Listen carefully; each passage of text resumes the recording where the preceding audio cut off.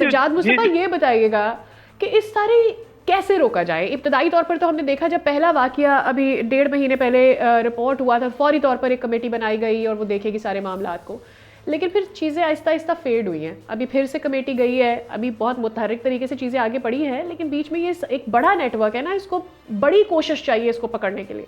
देखें, जो पहली कमेटी बनी साल पूरा उस कमेटी की रिपोर्ट जो है वो पड़ी रही, उस पर कुछ नहीं हुआ, और साल के बाद 30-40 लोगों को डिसमिस कर दिया वन शॉट। अब उसमें मैं नहीं समझ सकता कि सारे के सारे जो थे वो 100% उनको डिसमिसल बनती थी। अच्छा, किसकी कितना 35-40 का एक ही जैसा कसूर तो नहीं हो सकता। तो क्या फेस सेविंग के लिए किया गया फिर उन्हें? वो नेचुरली जब प्रेशर आया तो फिर वो स्केप गोड कुछ को बना लिया गया और कर दिया गया। अच्छा। लेकिन में दरअसल यह है कि एक कंटिन्यूस प्रोसेस है कि अगर एक साल पहले रिपोर्ट आई थी उसके बाद ये कंटिन्यूस प्रोसेस होता तो शायद आज ये हालात ना होते। और तो फिर क्या होना चाहिए था सज्जाद साहब, करना क्या चाहिए था? एक साल पहले उसके बाद क्या होना चाहिए था? देखिए, सबसे पहले तो जितनी पहले कश्तियां डूबी उसमें जो लोग बेचारे जान से हाथ धो बैठे, क्या उनकी प्रॉपर इन्वेस्टिगेशन हुई? उनके मुल्जमान को जो है सजा हुई नहीं हुई?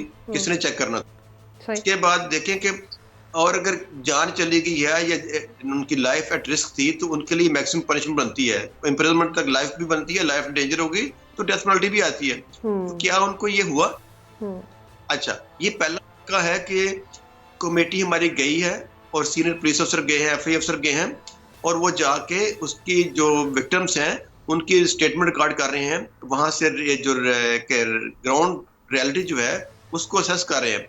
वो अपनी कोई रिपोर्ट देंगे, अगर उसको पुलिस अगर उसको इन्होंने इन्वेस्टिगेशन का हिस्सा बनाया तो उसका नेचुरली बेहतर रिजल्ट आएगा।